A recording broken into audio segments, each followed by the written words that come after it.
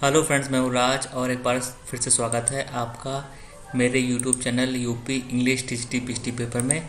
Friends, the Grapes of Wrath by John Steinbeck, इसकी पूरी Hindi summary मैंने आपको बता दी है और मुझे उम्मीद है कि ऐसा कुछ भी नहीं होगा जो आपको समझ में नहीं आया होगा। और अब इसके ऑब्जेक्टिव क्वेश्चन मैं आपको बताने वाला हूँ जो कि हमारे सिलेबस में आ सकते हैं। तो एक बार फिर से ये जॉन स्टाइनबैक की फ़ोटो है और बिना राइटर की फ़ोटो देखे मैं पढ़ाई कर ही नहीं पाता हूँ, इसलिए एक बार फिर से हम लोग देख लेते हैं जॉन स्टाइनबैक को। इन्होंने ही ये उपन्यास लिखा है। 1902 में इनका जन्म हुआ है और 1968 में इनका देहांत हुआ है। और अब शुरुआत करते हैं हम लोग क्वेश्चन नंबर 1 पे। What weather events does the first chapter describe. इस पुस्तक के, इस कहानी के पहले चैप्टर में कौन सा मौसम दिखाया गया है, कौन सा जलवायु परिवर्तन दिखाया गया है। तो इसमें है द डस्ट बाउल। यहाँ पे सूखा पड़ जाता है ओक्लाहोमा में डस्ट बाउल की वजह से, इसलिए आंसर हो गया बी। 2 पे चलते हैं। whom does Tom Joad meet on his way from home from jail. और टॉम जोड जब जेल से निकलता है तो अपने घर जाते समय किससे वो रास्ते में मिलता है, तो वो है जिम केसी। एक पादरी होता है जिम केसी, उससे मिलता है। तो इसमें हो गया आंसर नंबर बी। अब 3 पे चलते हैं। What occupation did Jim Casy previously have. Jim Casy पूर्व में कौन सा काम करता था, तो ये प्रीचर था, इसलिए आंसर हो गया डी। वाई इज टॉम जोड आउट ऑफ जेल। जेल से टॉम को क्यों निकाला गया है, वो क्यों निकला है, तो इसका आंसर है C. He has been released on parole. वह जमानत पर निकला है और 4 साल की जेल काट के आया है, इसलिए आंसर हो गया सी। 5 पे चलते हैं। What push the Oklahoma tenants of their land. Oklahoma के किसानों को, जो कि टीनेंट फार्मर थे, उनको क्यों आखिर अपनी ज़मीन छोड़नी पड़ रही थी, तो इसका आंसर है dust bowl and industrialised farming. वहाँ पे सूखा पड़ गया था, इसलिए उनको ज़मीन छोड़नी पड़ी थी, तो डी आंसर हो गया। In the novel which inanimate object is frequently referred to a monster. इस कहानी में मॉन्स्टर यानी कि दैत्य किसे कहा गया है, तो बैंक, इसलिए आंसर हो गया सी। अब 7 पे चलते हैं। Where do the land owner suggest that Oklahoma tenants go. और ओक्लाहोमा के लोग कहाँ पे जाने की सोचते हैं जहाँ पे उनको रोजगार मिल सके, उनकी ज़िंदगी चल सके, तो वो है कैलिफोर्निया, इसलिए आंसर हो गया सी। अब 8 पे चलते हैं। What does Tom Joad infer when he sees the scrap part of the Joad house remain. और जब अपने घर पे जाता है तो सुनसान घर को देखकर वह क्या बात सोचता है, क्या बात उसे पता चलती है, तो इसमें है ए।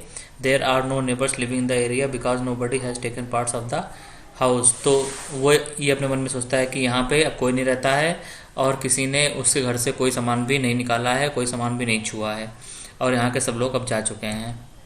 9 पे चलते हैं। What are the people being kicked off the land according to the Muley. यहाँ पूछ रहे हैं कि लोगों को आखिर बैंक वालों ने लोगों को ज़मीन से क्यों भगा दिया था, क्यों बेदखल कर दिया था, तो efforts to increase profit margins. अपना मुनाफा कमाने के लिए बैंक वालों ने किसानों को ज़मीन से हटा दिया था, भगा दिया था, निकाल दिया था, बेदखल कर दिया था, इसलिए आंसर हो गया डी। अब चलते हैं 10 पे। What is Big cat.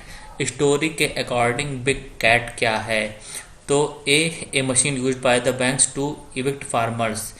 Bank वाले होते थे, बड़ी बड़ी मशीनें लेके आते थे जिससे ये किसानों का घर खाली कराते थे, उसे ही कहते हैं बिग कैट। कुछ हम 11 चलते हैं। During what decade did the dust bowl tragedy take place.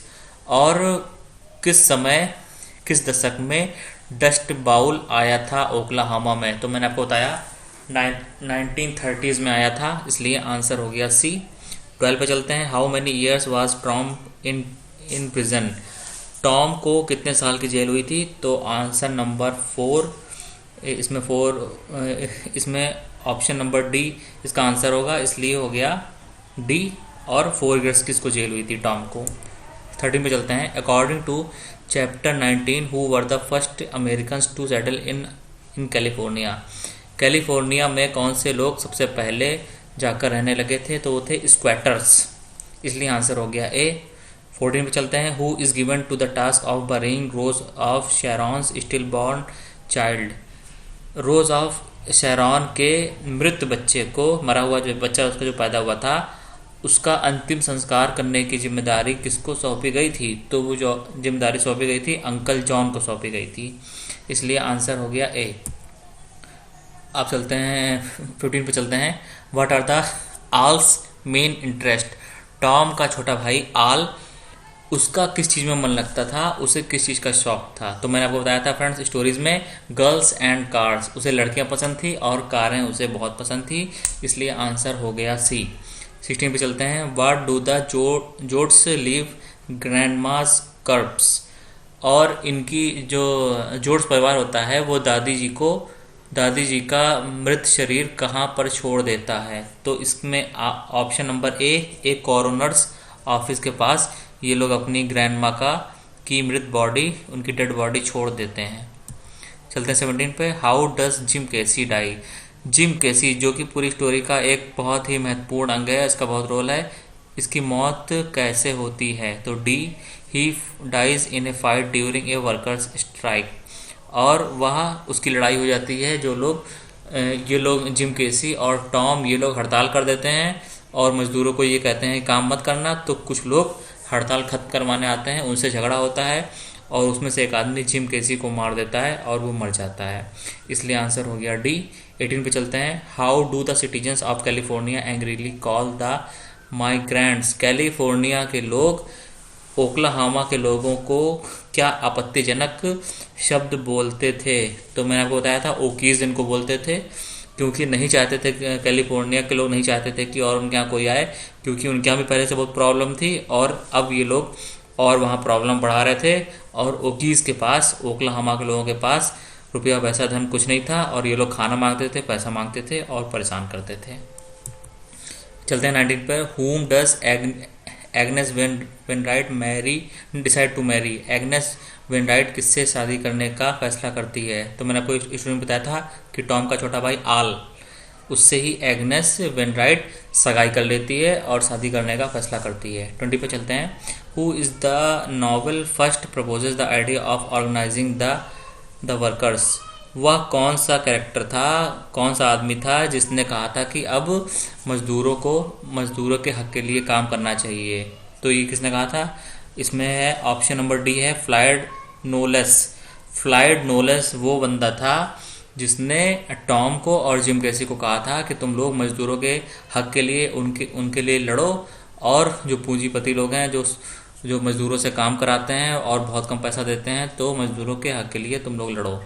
तो इसने ही इन लोग को इंस्पायर किया था, प्रेरित किया था फ्लाइड नोलेस ने। ठीक, तो आंसर हो गया डी। 21 पे चलते हैं। Why does Pa's dam fail?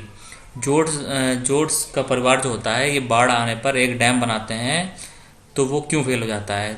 क्यों वो फेल हो जाता है? तो a tree falls into it, ये लोग जो बांध बनाते हैं उस पर एक पेड़ गिर जाता है, इसलिए ये लोग बाढ़ में फंस जाते हैं और इन लोग का काम नहीं होता है। बी हो गया आंसर।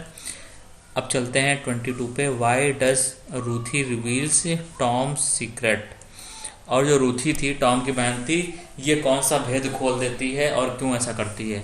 तो इसमें है ऑप्शन नंबर डी है, she wants to impress a girl who is picking on हर।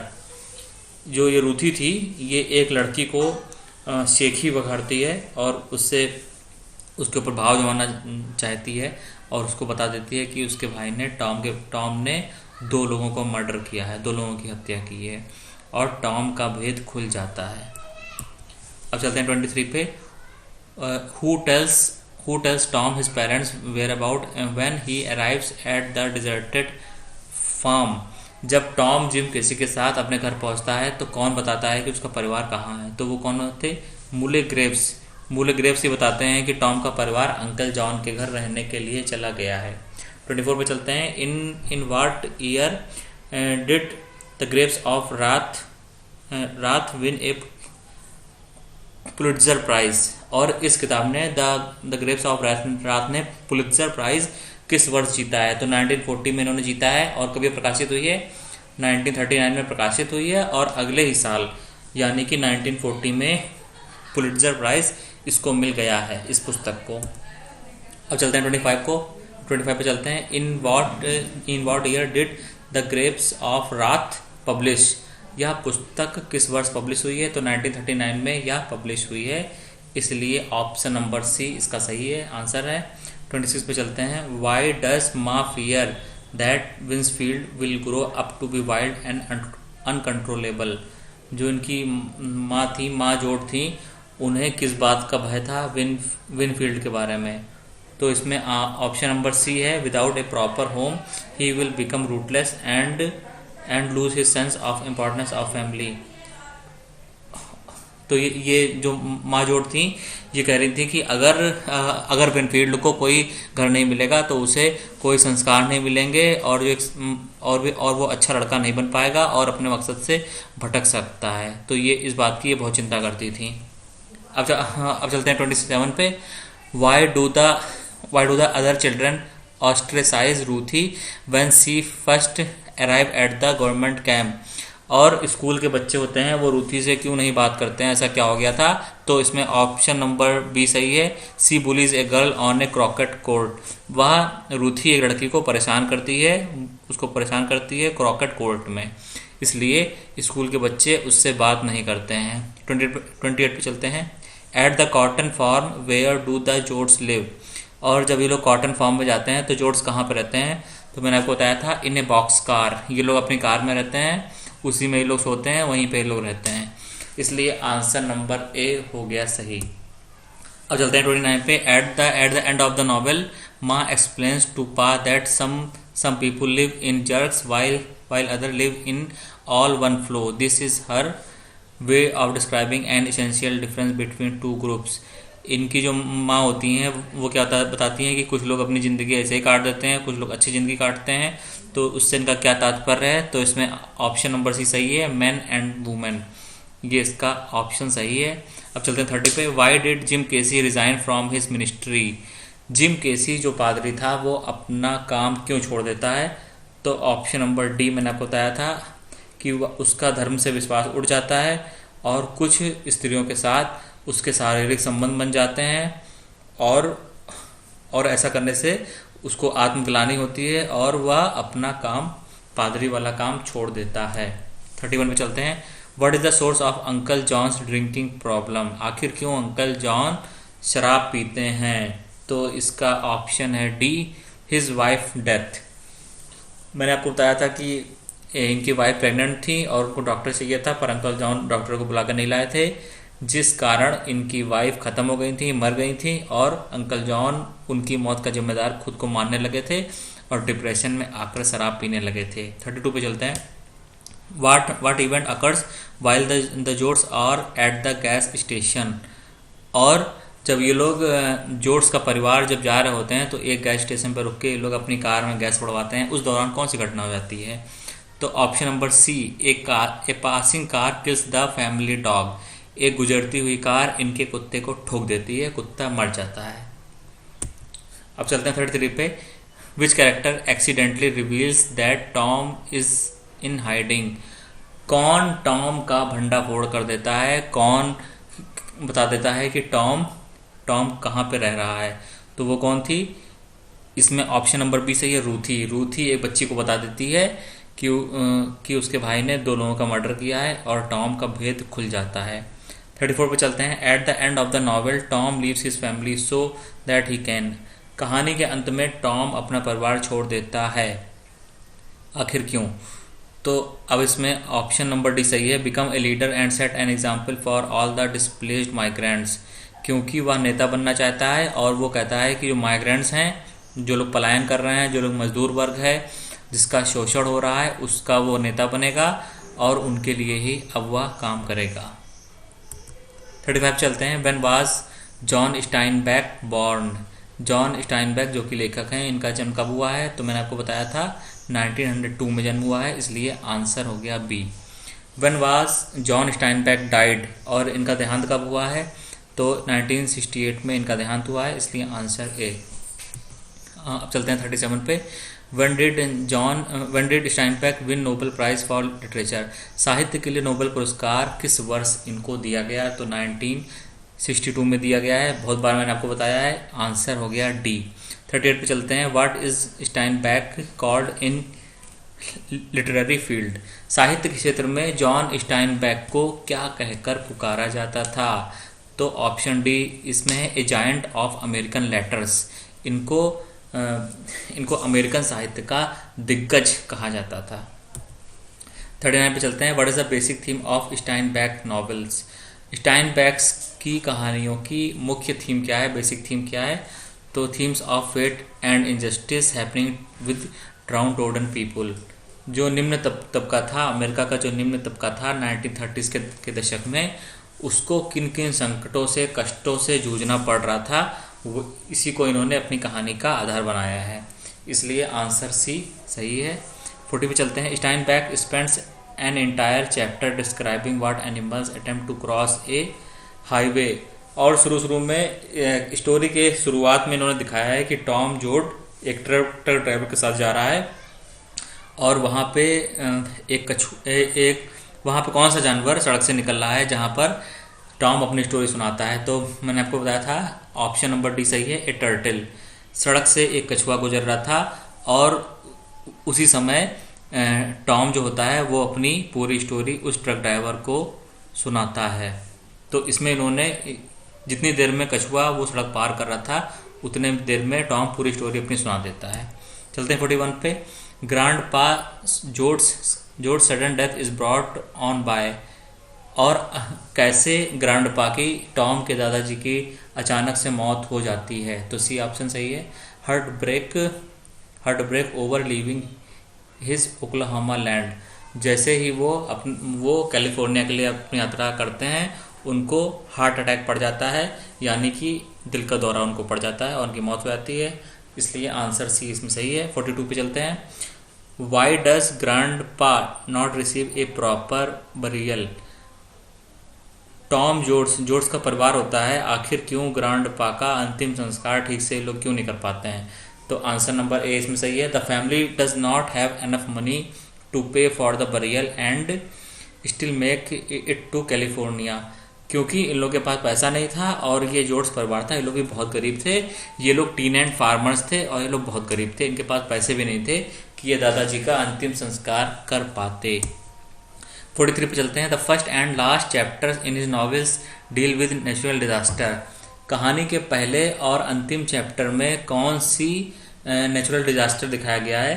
तो पहले तो इसमें वो आ जाता है, डस्ट बाउल आ जाता है, यानी कि सूखा पड़ जाता है, और अंत में बाढ़ आ जाती है। इसलिए आंसर नंबर सी सही है, ए ड्रॉट एंड ए फ्लड। पहले तो सूखा पड़ता है, फिर आखिर में बाढ़ आ जाती है। और फ्रेंड्स, डस्ट बाउल को ही सूखा कहते हैं, डस्ट बाउल को ही ड्रॉट कहते हैं। इसमें आप लोग को बिल्कुल कंफ्यूज मत होना, ठीक है। अब 44 पे चलते हैं। When Okies speak up for their rights to a fair wage they are usually called. Okies यानी कि ये लोग जो पलायन करके यहाँ से भागे थे ओक्लाहोमा से, तो ये लोग जब एक किसी मेले में अपने राइट्स के बारे में, अधिकारों के बारे में कहते हैं, तो लोग इनको क्या कहकर पुकारते हैं? तो लोग इन्हें क्या बोलते हैं? आप ऑप्शन नंबर ए सही है, रेड ट्रबल मेकर्स इनको कहते हैं। जब ये लोग कहीं जहाँ जा रहे होते हैं कैलिफोर्निया, तो रास्ते में एक मेले में ये लोग अपने राइट्स के बारे में कहते हैं कि हमारे ये अधिकार हैं, तो इनको लोग क्या कहते हैं? Red trouble makers. चलते हैं 45 पे। Who takes the responsibility of incident when Tom would have been arrested for assaulting a deputy? जब टॉम एक पुलिस वाले को मार देता है तो वह गिरफ्तार ना हो, तो इस बात की जिम्मेदारी कौन ले लेता है? तो ऑप्शन नंबर डी सही है, जिम केसी। जिम केसी ही पूरी जिम्मेदारी ले लेता है, जिससे कहीं दोबारा टॉम को जेल ना जाना पड़ जाए। 46 पे चलते हैं। This story takes place in. यह स्टोरी किस समय की घटना पर आधारित है? तो मैंने आपको बताया था 1930s पर आधारित है। ग्रेट डिप्रेशन का टाइम है, डस्ट बाउल भी वहाँ पे आया हुआ है, तो ऑप्शन नंबर बी इसमें सही है। चलते हैं 47 पे। व्हेन जोर्ज family leave for America who was invited but decline to go with him. और जब ये लोग कैलिफोर्निया जा रहे थे जॉर्ज का परिवार, तो इन लोगों ने किससे आने को कहा था, पर उसने आने से मना कर दिया था। तो इसमें ऑप्शन नंबर डी सही है, मूले ग्रेव्स से इन्होंने कहा था कि तुम भी कैलिफोर्निया चलो, पर उसने कहा था कि मैं अपनी ज़मीन नहीं छोड़ूंगा, और उसका परिवार जो होता है वो इन लोग के साथ चला जाता है कैलिफोर्निया। 48 में चलते हैं। Which character in the story can be described as a visionary. इस पूरी कहानी में कौन सा कैरेक्टर है जिसको हम विजनरी कह सकते हैं, दूरदर्शी कह सकते हैं, ऐसा कौन सा कैरेक्टर है?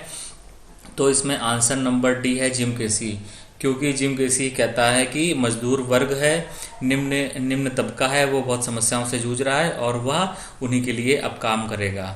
ठीक है, तो विजनरी इस पूरी स्टोरी में वही विजनरी है। चलते हैं 49 पे। What message does uncle John give when he puts Rose of Sharon stillborn in a box and set in the river. Uncle John Rose of Sharon के मरे हुए बच्चे को एक बॉक्स में रखकर नदी में बहा देते हैं, ऐसा वो क्यों करते हैं? तो इसमें ऑप्शन नंबर सी सही है। He wants to inform the world about the bad condition of the migrants, और वह और लोग को बताना चाहते हैं कि माइग्रेंट जो लोग पलायन किए हुए हैं, प्रवासी हैं, उनकी कितनी बुरी कंडीशन है, और यही वो मैसेज देना चाहते हैं। इसीलिए वो रोज ऑफ शेरॉन के मरे हुए बच्चों को एक बॉक्स में रखते हैं और बाढ़ में नदी में बहा देते हैं। 50 पे चलते हैं। In the starting of the book turtle refers to, और जब यह कहानी शुरू होती है तो टर्टल यानी कछुआ किस बात का संकेत है? तो फ्रेंड्स, मैंने आपको बताया था इसमें ऑप्शन नंबर सी सही है। Problems and struggle exist in our life, हमारे जीवन में जो दुख हैं, संकट हैं, उनको ही कछुआ दिखाता है, क्योंकि जब हम लोग के जीवन में दुख संकट आते हैं तो हम लोग की ज़िंदगी बिल्कुल से रुक जाती है, ठहर जाती है। अब फ्रेंड्स, ये तो पूरे जितने जितने ऑब्जेक्टिव क्वेश्चन थे मैंने आपको बता दिया, 50 क्वेश्चंस थे। अब एक बार देख लेते हैं कौन कौन से कैरेक्टर थे। टॉम जोड्स मुख्य किरदार है स्टोरी का। माँ जोड ये इनके परिवार की सबसे ज़्यादा उम्र की महिला हैं और जो सबको कंट्रोल करती हैं। जिम केसी एक पादरी है। रोज ऑफ शेरॉन टॉम की ये बहन है। ग्रैंड पा जोड्स टॉम के दादाजी। ग्रैंड माँ जोड इनकी दादी। और नेक्स्ट है एल जॉर्ड टॉम का छोटा भाई है, जिसको किसी का जुनून है, उसे कारों का जुनून है और लड़कियों का उसको जुनून है। कोनी रिवर्स ये रोज ऑफ शेरॉन का पति था जो उसको बाद में छोड़ देता है। नोवा जोड्स ये टॉम का छोटा भाई है जो कि मंद बुद्धि है। रूथी जोड्स ये टॉम की छोटी बहन है जो कि इसका भंडा फोड़ कर देती है और एक लड़की को बता देती है कि टॉम ने 2 लोगों का मर्डर किया है। अंकल जॉन टॉम के चाचा जी हैं। मुले ग्रेव्स टॉम का पड़ोसी है जो कि कैलिफोर्निया जाने से मना कर देता है। विनफील्ड जोड वो हैं जिनके बारे में माँ जोड बहुत ही चिंतित रहती हैं कि कहीं ऐसा ना हो कि उसका लालन पालन ढंग से ना हो पाए। फ्लायड नोलेस वो आदमी है जो टॉम और केसी को प्रेरित करता है कि तुम लोग मजदूरों के हक के लिए लड़ो। एग्नेस वेनराइट वो है जिसे टॉम का छोटा भाई एल सगाई कर लेता है और रहने के लिए चला जाता है। ठीक है, अब फ्रेंड्स यहाँ पे हो गया पूरा वीडियो ख़त्म और आप लोग कमेंट्स कर रहे हैं और बता रहे हैं कि आप लोग को वीडियो अच्छा लग रहा है। इसके लिए बहुत बहुत थैंक्स। मेरी पूरी कोशिश होगी कि एलटी का पूरा सिलेबस मैं आपको दे सकूं और अच्छी से अच्छी नॉलेज, अच्छी से अच्छे ऑब्जेक्टिव क्वेश्चन आप लोग को दे सकूं। मेरा ये पूरा प्रयास रहेगा। Thank you friends, have a nice day.